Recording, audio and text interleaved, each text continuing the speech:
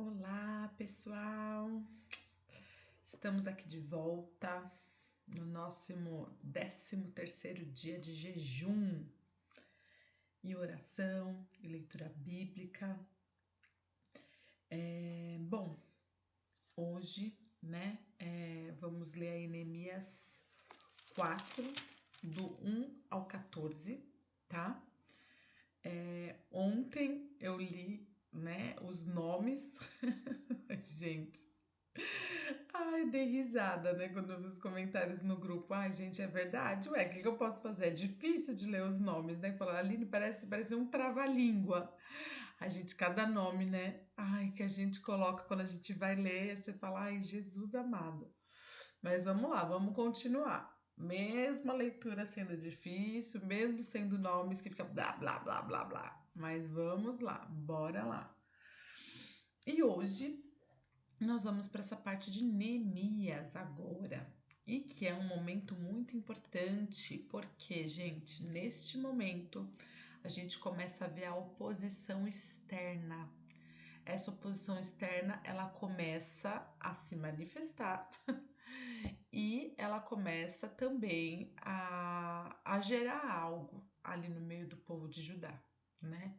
Então vamos ler um pouquinho para a gente entender o que está acontecendo aqui em Neemias, tá bom? Vamos lá.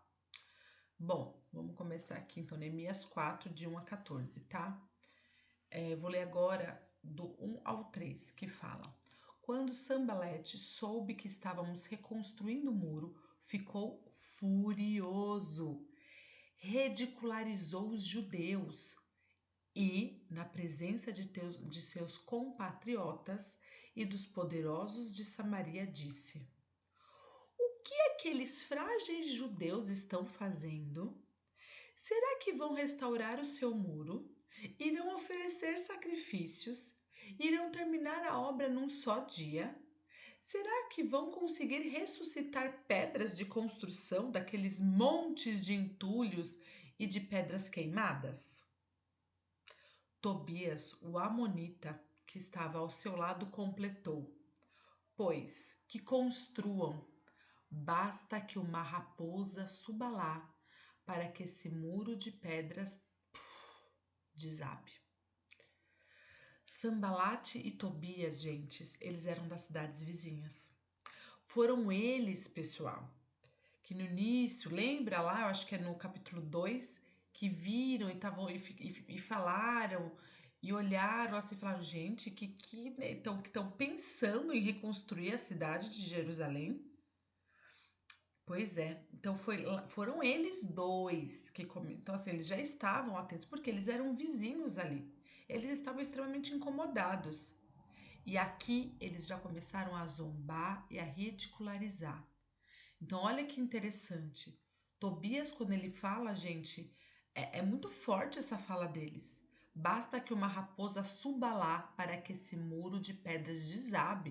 Então, assim, eles estavam querendo realmente, que a reconstrução não ocorresse, que não acontecesse.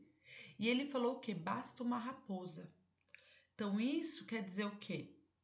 O quanto que nós precisamos estar atentos, o quanto que nós precisamos nos posicionarmos, precisamos fechar as nossas brechas, precisamos estar atentos àquilo que Deus está pedindo e atentos também para aquilo que nós somos frágeis, que somos vulneráveis, as nossas brechas muitas vezes.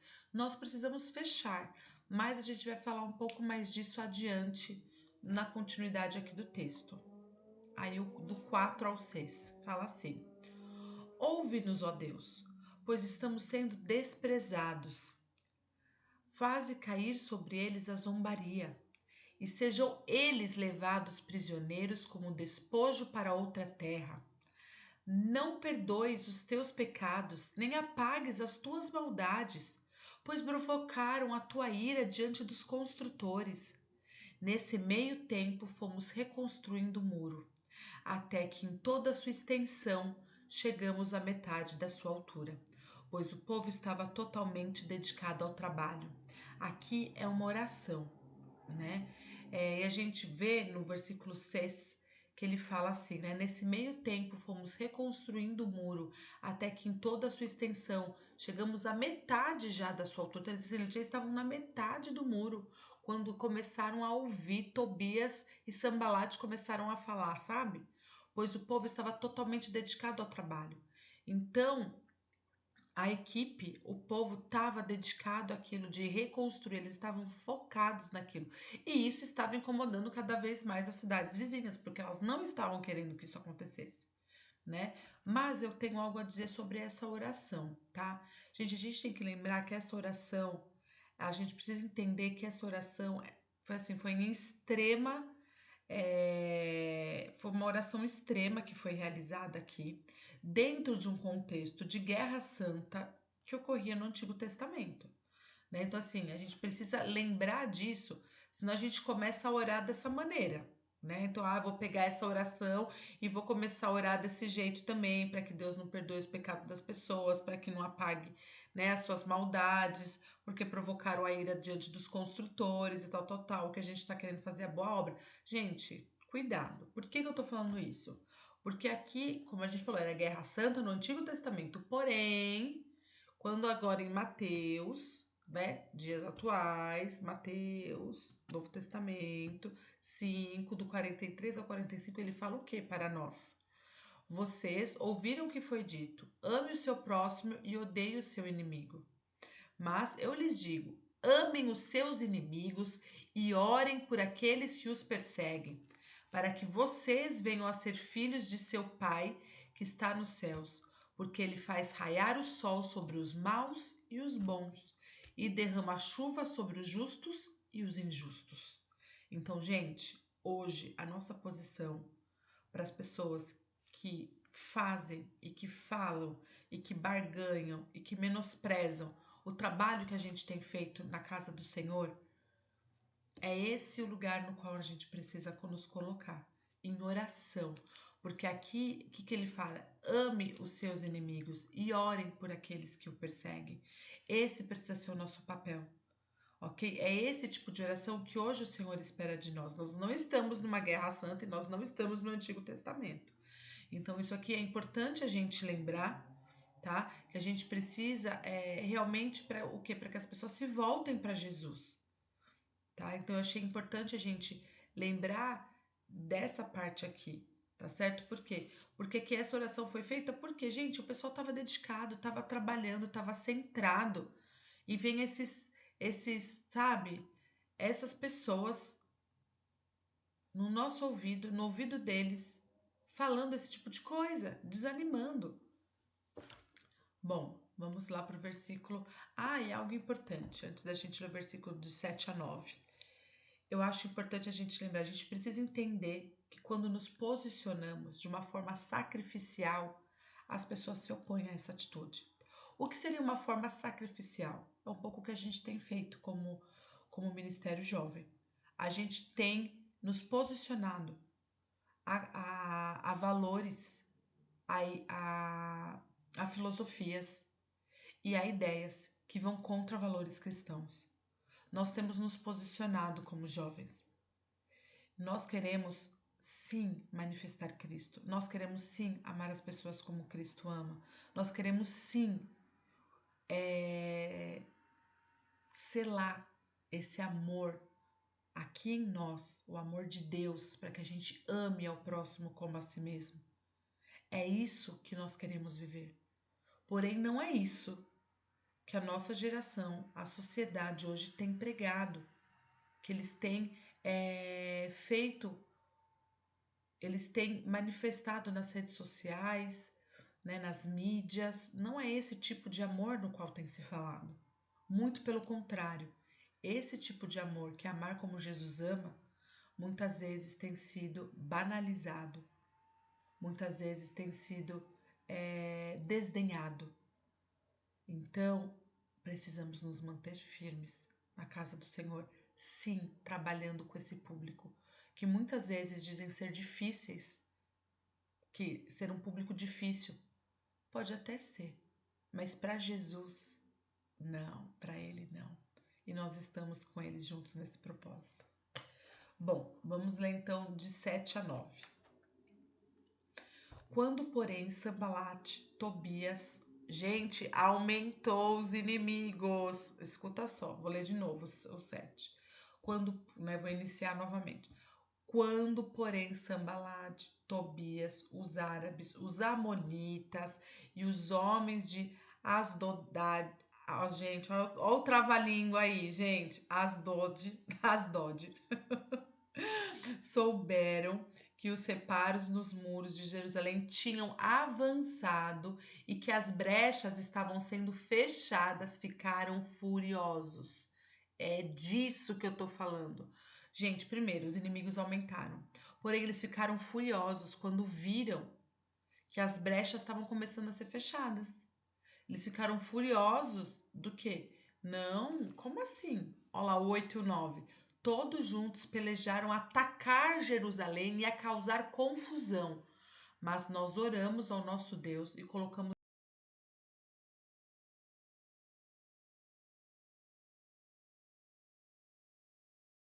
Então, existem opositores em várias cidades. Estão extremamente incomodados, pois estão vendo a reconstrução avançar. Então, gente, a gente precisa lembrar disso. Muitas vezes, quando nós estamos fazendo o que o Senhor está nos mandando fazer, como igreja, né? As pessoas ficam furiosas, as pessoas não gostam. Então, assim, nós precisamos sim aumentar a nossa guarda, aumentar a nossa equipe de trabalhadores. Precisamos sim nos proteger deles de noite. Para a gente fazer isso, a gente é através do quê? Oração, jejum, consagração, não é? Leitura bíblica. É disso no qual nós precisamos. E isso tem o quê? Quando, por exemplo, o meu parceiro estar cansado como guarda, outro vai substituí-lo. E quando o outro fica, outro vai lá fazer essa parte, como a gente tinha falado no capítulo anterior. Então, assim, nós precisamos um dos outros para de fato nós avançarmos. Porque se eu ficar andando sozinha, só eu andar e eu não descansar, eu vou cansar. Porém, eu sei que eu tenho pessoas ao meu lado que servem a Jesus, que enquanto eu estiver descansando, outro pode ir lá fazer o meu trabalho. Outro pode ir lá ministrar no sábado, outro pode ir lá ministrar na terça, outro pode ir lá ministrar no domingo. Não necessariamente precisa eu estar lá. Existe a reunião do ministério, nossa, eu preciso estar lá, eu posso enviar outro, porque talvez eu esteja com uma doença, porque talvez os meus filhos não estejam bem. E a gente vai avançando o reino. E não deixar tudo centrado apenas numa pessoa, ou apenas deixar com que através daquela pessoa tudo aconteça. Então, que a gente possa estar nos responsabilizando juntos pela reconstrução do que a gente tem feito como Ministério Jovem. E que juntos a gente entenda que o que a gente tem feito hoje é para todos e é com todos. Isso é importante, gente, muito importante, porque isso incomoda as pessoas quando vê todos juntos se mobilizando para que o reino do Senhor e para que a glória dele esteja em nosso meio, que a gente o adore em espírito e em verdade, e para que muitos e muitos outros jovens e adolescentes possam se prostrar ao Senhor, possam crer em Jesus. Isso incomoda. As pessoas não querem que isso ocorra. Entende? Então vamos nos proteger, vamos nos guardar dia e noite. Bom, vamos para o 10. Enquanto isso, o povo de Judá começou a dizer: os trabalhadores já não têm mais forças e ainda há muito entulho. Por nós mesmos não conseguiremos reconstruir o muro. É o versículo 10, né? Olha isso, gente. Os trabalhadores já não tinham mais forças e ainda tinha muito entulho. O quanto de coisas que ainda nós precisamos fazer, o quanto de coisas que ainda são entulhos de gerações passadas e que a gente precisa pedir perdão e que nós precisamos nos recuperar dentro desse lugar, né? Nos recuperar, eu digo, para que o nosso coração libere perdão e para que a gente possa pedir perdão para a nova geração e que a gente possa fazer um caminho novo e diferente do qual foi, né? refere um termo aqui, né? Está referindo aqui no versículo 10, o povo de Judá. Esse termo, povo de Judá, ele se refere de forma coletiva para todas aquelas pessoas que estavam fazendo a reconstrução da cidade. O desânimo começa a aparecer por causa da dificuldade do trabalho. Quantas vezes estamos desanimados com a institucionalização da igreja, quando vemos as situações de alguns jovens, comportamentos inadequados para com a palavra de Deus e achamos que não vale mais apenas dar continuidade naquilo que o Senhor colocou em nossas mãos. Começamos a ficar cansados de continuar, de perseverar. Às vezes são muitos falando em nossos ouvidos sobre nossa igreja e como as igrejas brasileiras são ruins. Que agimos errado, que fizemos escolhas erradas, que decisões erradas, que pessoas hipócritas. Quantas vezes nós ouvimos esse tipo de coisa? Não é? E nos desanima. Assim como o povo estava perdendo as forças, por quê? Porque era muita coisa, tinha muito entulho. Gente, a gente precisa, para a gente tirar esse entulho, primeiro, a gente precisa ver o que tem ali. Segundo, nós precisamos nos posicionar. E terceiro, pedir perdão, seguir em frente e ver o que é possível ser mudado. Fazer essa mudança, fazer essa reconstrução, entendem? Retirar o entulho. Estamos aí com um logo novo, uma nova identidade visual para o tempo de hoje. Unção profética foi para aquele tempo, foi para aquelas pessoas, foi para aqueles momentos. Eu nasci dentro da unção profética, daquele ministério, né? E quantos que aqui ainda estão comigo, que nasceram ali. Porém, hoje o Senhor fez nascer outro, o Espire Mais. O Espire Mais. Aonde nós juntos vamos continuar avançando para o reino, assim como o São Profética foi. O Espire Mais também vai continuar. Mas sim, teve erros lá, como também nós vamos errar agora. Só que nós precisamos reconhecer para quê? Para que a nova geração tenha mais facilidade em toda essa questão da institucionalização da igreja, com toda essa falação, que a gente não desanime, mas que a gente consiga entregar o nosso melhor para a próxima geração, que vão estar aqui no nosso lugar, fazendo o que a gente está fazendo hoje, fazendo o que você está fazendo hoje. Você tem treinado alguém, gente? Então, assim, não vamos desanimar, não vamos. Do 11 ao 12, tá falando. E os nossos inimigos diziam: antes que descubram qualquer coisa ou nos vejam, estaremos bem ali no meio deles. Vamos matá-los e acabar com o trabalho deles. Os judeus que moravam perto deles 10 vezes nos preveniram. Para onde quer que vocês se virarem, saibam que seremos atacados de todos os lados. Então aqui, ó, infelizmente, existem pessoas que querem estar em nosso meio apenas para criticar, lamentar, não deseja que o trabalho dê continuidade. Ficam ali, gente, como raposas em nosso meio, como raposa que sobe no muro e destrói, que Tobias falou. Exatamente, gente.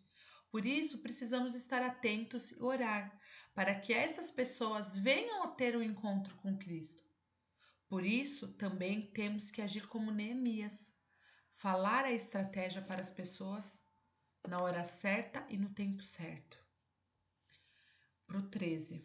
Por isso, posicionei alguns do povo atrás dos pontos mais baixos no muro, nos lugares abertos, divididos por famílias armados de espadas, lanças e arcos. Nesse versículo 13, vou ler ele de novo.